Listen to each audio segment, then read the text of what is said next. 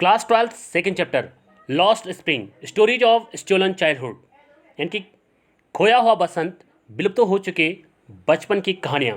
ये कहानी लिखी थी अनिश जंग ने, जिनका जन्म हुआ था 1964 में राउरकेला में, और इनकी शिक्षा हैदराबाद और अमेरिका में कंप्लीट हुई। चलिए शुरू करते हैं इस कहानी को। लेखिका अनिश जंग कहती है कि साहब रोज़ाना सुबह मुझे अचानक मिल जाया करते हैं। वो मेरे पड़ोस में कचरे के ढेर में सोना खोज रहा है। मैंने उससे पूछा, तुम यह काम क्यों करते हो? साहब ने अपना घर बहुत दिन पहले छोड़ दिया था। इनके ढाका के हरे भरे खेतों के बीच बसे अपने घर की याद में उसे बिल्कुल नहीं आती है। उसकी माँ उसको बताती है कि बार बार आने वाले तूफानों ने उसके घर और खेत खलिहान को तबाह कर दिए। यही कारण है कि वे यहाँ से छोड़कर सोने की खोज में बड़े शहर में आ गए, जहाँ वे अब रहते हैं। दूसरी ओर देखते हुए वह बुदबुदाए, मेरे पास और कोई काम नहीं है, स्कूल जाओ। मैंने कहा, अनिश जंग कहती है लेखिका, मैंने सहज भाव से कहा, और मैंने तुरंत महसूस किया कि मेरी सलाह का उस पर कोई दम नहीं है। उसके बाद मेरे पड़ोस में कोई स्कूल नहीं है। जब वहाँ बन जाएगा मैं जाऊँगा। फिर आगे कहते हैं, मैंने वैसे ही मजाक करते हुए पूछ लिया कि यदि मैं स्कूल शुरू करूं तो क्या तुम वहाँ आओगे? पूरी मुस्कान के साथ वह कहता है, हाँ। कुछ दिन पश्चात मैंने देखा कि वह दौड़ते हुए मेरे पास तक आया। क्या आपका स्कूल तैयार हो गया? ऐसा उन्होंने प्रश्न किया। मैं अपने झूठे वादे से बहुत लज्जित हुआ और मैंने कहा, स्कूल बनने में बहुत समय लगता है, पर उसके रूखे जीवन में हर कोने में मैंने जैसे वादा उससे किया था ऐसे वादे भरे पड़े हैं। उसे जानने के कई महीने बाद मैंने उससे उसका नाम पूछा। वह बतलाता है शाहे आलम। वह उसका अर्थ नहीं जानता है। यदि वह इसका अर्थ जानता तो दुनिया का मालिक, जिस पर उसे विश्वास करना मुश्किल होता। अपने नाम के अर्थ से अनजान वह अपने दोस्तों के साथ गलियों में घूमता है, जो नंगे पैर फिरने वाले लड़कों की एक सेना है, जो सुबह की चिड़ियों की तरह प्रकट होते हैं और दोपहर को गायब हो जाते हैं। महीनों बाद मैं उन सबको पहचानने लगी थी। लेखिका कहती है, मैंने उनमें से एक से प्रश्न किया, तुम चप्पल क्यों नहीं पहन रहे हो? उसने सिंपल सा उत्तर दिया, मेरी माँ उनको टाट से नीचे नहीं उतारती। दूसरे लड़के ने, जिसने अलग अलग प्रकार के जूते पहने हुए थे, कहा कि यदि उसकी माँ जूते नीचे उतार भी देगी तो वह उनको फेंक देगा। जब मैंने इस पर टिप्पणी की तो उस लड़के ने अपने पैर पीछे को कर लिए और कुछ भी नहीं बोला। और तीसरे लड़के ने, जिसको जीवन भर जूते प्राप्त नहीं हुए, कहा, मैं जूते पहनना चाहता हूँ। देश में यात्रा करते समय मैंने बच्चों को नगरों में और गांव की सड़कों पर नंगे पांव चलते हुए देखा है। यह पैसे की कमी के कारण नहीं, वरन नंगे पैर चलना एक परंपरा है। इसका एक स्पष्टीकरण है। मुझे आश्चर्य है कि लगातार गरीबी बने रहने का क्या यह एक बहाना मात्र है? उडुपी के रहने वाले एक व्यक्ति ने एक बार मुझे यह कहानी सुनाई, जो मुझे याद आती है। जब वह छोटा लड़का था, वह एक मंदिर के पास से होकर स्कूल जाया करता था। उस मंदिर में उसका पिता पुजारी था। वह मंदिर में थोड़ी देर रुकता था और जूतों की जोड़ी के लिए प्रार्थना किया करता था। 30 वर्ष पश्चात मैंने उसका कस्बा और वह मंदिर देखा, जो अब बिल्कुल उजाड़ पड़ा था, डिजोलेशन जिसको कहते हैं। उस मंदिर के पीछे जहाँ नया पुजारी रहता था, लाल और सफ़ेद प्लास्टिक की कुर्सियाँ थी और एक छोटा सा लड़का जो स्लेटी रंग की वेशभूषा पहने हुए था, जूते और जुराब पहने हुए था, हाँफता हुआ आया और अपना बस्ता एक फोल्डिंग बेड पर फेंक दिया। लड़के की ओर देखते हुए मुझे उस दूसरे लड़के की याद आई जो देवी से प्रार्थना किया करता था। जब अंत में उसे जूतों की जोड़ी प्राप्त हो गई तो उसने कहा, मेरे ये जूते कभी न खोएं। देवी ने उनकी प्रार्थना स्वीकार कर ली। पुजारी के लड़के की तरह अब छोटे लड़के जूते पहनते थे, पर बहुत से अन्य लड़कों जैसे मेरे पड़ोस में कबाड़ियों के लड़के बिना जूते ही रहते थे। नंगे पैर कबाड़ियों से मेरी जान पहचान मुझे सीमापुरी तक ले जाती है। वह स्थान दिल्ली के भारी इलाके में लगभग पड़ता है, फिर भी वह लाक्षणिक रूप से अगर देखा जाए तो वो वहाँ से मीलों दूर है।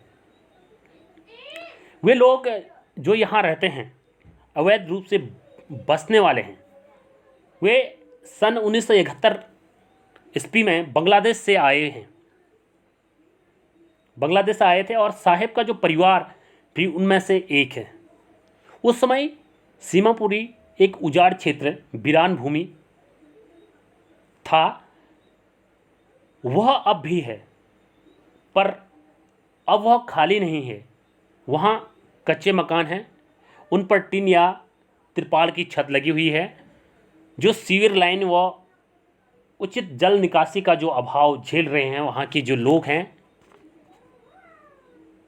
वहाँ रहते हैं, और उनमें से वहाँ 10,000 कबाड़ी रहते हैं।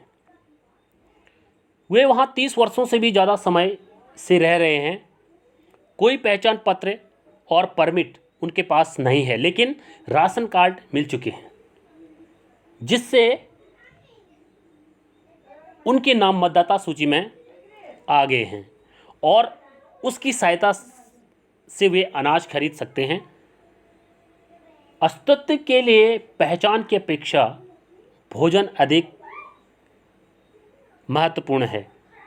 जब मैंने पुरानी फटी साड़ियाँ पहने हुए स्त्रियों के एक समूह से पूछा कि तुम अपने हरे भरे खेतों और नदियों के सुंदर देश को क्यों छोड़कर आई हो, तो उन्होंने उत्तर दिया, यदि दिन छिपने पर हम अपने परिवार का भोजन करा सकते हैं और हमारे पेट में दर्द न हो, ऐसी दशा में हम सो जाते हैं, तो हम यहाँ रहना बेहतर समझते हैं।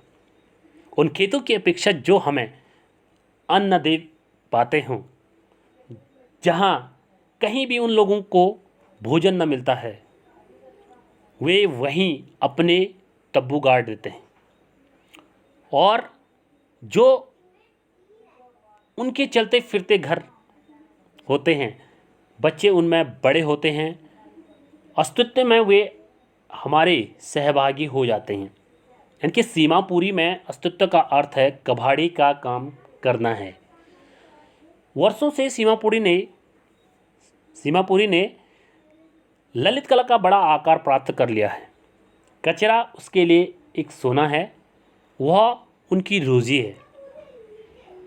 वह उनके सिर पर छत प्रदान करता है, भले ही वह छत जूती है, पर एक बच्चे के लिए इससे भी अधिक वह बहुत कुछ है। मुझे कभी कभी 1 रुपया मिल जाता है और 10 रुपये का नोट भी। ऐसा कहते हुए उसकी आंखों में चमक आ जाती है। जब तुम्हें कचरे के ढेर से चांदी का सिक्का मिल जाता है तो तुम उसकी खोज करना क्यों बंद नहीं कर देते? क्योंकि वहाँ से और अधिक प्राप्त होने की आशा है। ऐसा लगता है कि बच्चों के लिए कचरे का अर्थ उसके माता पिता के अर्थ से भिन्न है। बच्चों के लिए कचरा आश्चर्य में लिपटा हुआ है, लेकिन बड़ों के लिए उसका अर्थ अस्तित्व है। जाड़े की एक सुबह मैंने साहब को बाढ़ से घिरे हुए फाटक के समीप खड़े हुए देखा, जहाँ से वो सफ़ेद वेशभूषा पहने दो युवकों को टेनिस खेलते हुए ध्यानपूर्वक देख रहा था। मुझे खेल पसंद है, वह हिचकिचाते हुए कहता है और दृढ़तापूर्वक बाढ़ के पीछे से खड़ा होकर देखता है। जब कोई नहीं होता तो मैं भीतर चला जाता हूँ, वह कहता है, और संतरी जो गेट कीपर होते हैं मुझे वहाँ झूला झूलने देता है। साहब भी टेनिस जूते पहने हुए हैं जो उसके गंदे कमीज और नेकर पर विचित्र दिख रहे हैं। स्पष्टीकरण देते हुए वे कहते हैं, किसी ने मुझे ये जूते दिए हैं। वास्तव में किसी धनी लड़के ने उनको बेकार समझकर फेंक दिया है, जिसने उनको पहनने से मना कर दिया था क्योंकि एक जूते में छेद हो गया था। पर साहब को इसकी कोई चिंता नहीं है, क्योंकि जो नंगे पैर चलता रहा हो, एक छेद वाले जूते ने उसके स्वप्न को साकार कर दिया। पर वह खेल जो अपनी सावधानी से देख रहा था उसकी शक्ति से परे था। आज सुबह साहब दूध की बूथ पर जा रहा था। उसके हाथ में स्टील का कनस्टर था और दूर संकेत करते हुए वह कहता है, सड़क पर दूर मैं अब चाय की एक दुकान पर काम करता हूँ। मुझे पूरा भोजन और 800 रुपये मिलते हैं। मैंने पूछा, क्या वह इस कार्य को पसंद करता है? मैंने देखा कि उसके चेहरे से लापरवाही गायब हो चुकी थी। स्टील का कनस्टर अधिक भारी प्रतीत होता है प्लास्टिक के उस थैले की अपेक्षा जो वह कंधे पर आसानी से रख कर ले जाएगा। वह थैला उसका था, यानी कि कनस्टर पर दुकानदार का था और जिसका दूध का बूथ था। साहब अब अपना मालिक नहीं रह गया है। मुकेश स्वयं अपना मालिक बनना चाहता है। वह कहता है, मैं एक मोटर मैकेनिक बनूंगा। मैंने पूछा, क्या तुम कारों के बारे में कुछ जानते हो? सीधे मेरे आंखों में देखता हुआ वह उत्तर देता है, मैं कार चलाना सीखूंगा। इनकी फिरोजाबाद कस्बे की जो गलियां हैं, जो धूल से भरी हुई हैं, उनमें उसका स्वप्न मृग मरीचिका के समान दिखाई देता है। इनकी फिरोजाबाद में जो चूड़ियों के लिए प्रसिद्ध है, फिरोजाबाद का हर एक दूसरा परिवार चूड़ियाँ बनाने में लगा रहता है। वह भारत का गिलास ब्लॉकिंग उद्योग का केंद्र माना जाता है। इनकी चूड़ियाँ बनाने का कारखाना माना जाता है, जहाँ लोगों की पीढ़ी दर पीढ़ी भट्टियों की चारों ओर काम करते हुए कांच को बेल्ट करते हुए लगी रहती हैं। ऐसा प्रतीत होता है कि वे पूरे देश की औरतों के लिए चूड़ियाँ बनाने में लगे हैं। मुकेश का परिवार भी उनमें से एक है। उनमें से कोई नहीं जानता है कि उस जैसे बच्चों के लिए उच्च ताप पर कांच की भट्टियों में काम करना और बिना हवा और प्रकाश के अंधेरी कमरे में और नीरस भरे हुए कमरों पर काम करना कितना अवैधानिक है। यदि कानून लागू किया जाए तो मुकेश और 20,000 बच्चों को जो गर्भ भट्टियों से, जहां वे दिन के समय कठोर परिश्रम करते हैं और प्रायः अपनी आँखों की जो चमक है उसे खो देते हैं। बाहर लाया जा सकता है। जैसे ही मुकेश स्वेच्छा से मुझे अपने घर ले गया, उसकी आंखें प्रसन्नता से चमकने लगी। उसने गर्व के साथ कहा कि उसके मकान का पुनर्निर्माण हो रहा है। हम दुर्गंध देने वाली गलियों, कूड़ा करकट से अवरुद्ध थी से होकर नीचे गए। हम ऐसे मकानों के पास से गुजरे जिनकी दीवार टूटी हुई थी और वे मामूली ढंग से बने हुए थे और जिनके दरवाजे आगे पीछे डगमगा रहे थे। उनमें कोई खिड़की नहीं थी। वहाँ आदिम स्थिति के समान आदमी और पशु साथ साथ रहते थे। यानी कि मुकेश एक ऐसे ही मकान के दरवाजे के सामने रुका। उसने अपने पैर से आगे पीछे डगमगाने वाले लोहे के दरवाजे की ओर से उसको खोला। हमने एक अर्धनिर्मित कुटीर, यानी कि जो बन रही थी उस समय, एक घर में प्रवेश किया। उस मकान के एक भाग में सूखे घास फूस का छप्पर पड़ा था। उस छप्पर के नीचे एक चूल्हा था जिसमें लकड़ियां जलाई जा रही थी। उस चूल्हे के ऊपर एक बड़े बर्तन में पालक के पत्ते उबल रहे थे। यानी कि भूमि पर एल्युमिनियम की बड़ी बड़ी तस्तरियाँ, जो प्लेटें होती हैं, उसमें सब्जी कटी हुई रखी थी। एक कमज़ोर पतली युवा औरत पूरे परिवार के लिए शाम का खाना पका रही थी। उनकी आंखों में धुआं भरा हुआ था। वह मुस्कुराई। वह मुकेश के बड़े भाई की पत्नी थी। उसकी आयु ज़्यादा नहीं थी। घर की बहू के रूप में उसका आदर किया जाता था। वह 3 आदमियों की देखभाल करने वाली थी, उनका पति मुकेश और उनका पिता।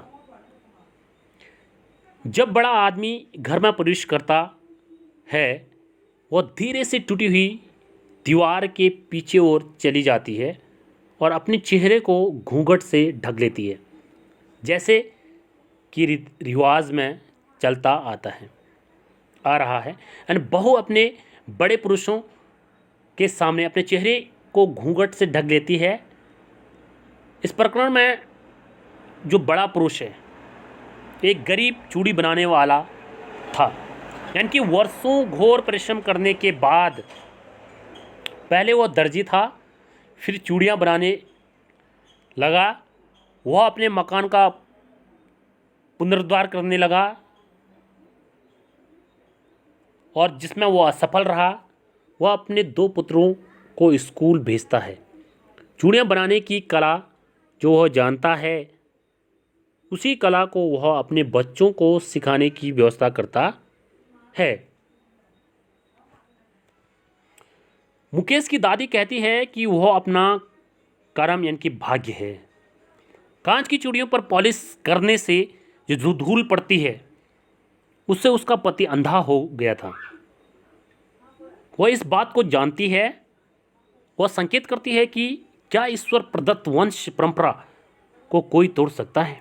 चूड़ी बनाने वालों की जाति में पैदा होने पर वे चूड़ियाँ के सिवाय कुछ नहीं देख पाते। यानी कि घर में, आंगन में और प्रत्येक दूसरे घर में और प्रत्येक दूसरे आंगन में, फिरोजाबाद की प्रत्येक अगर गली की बात करें, उस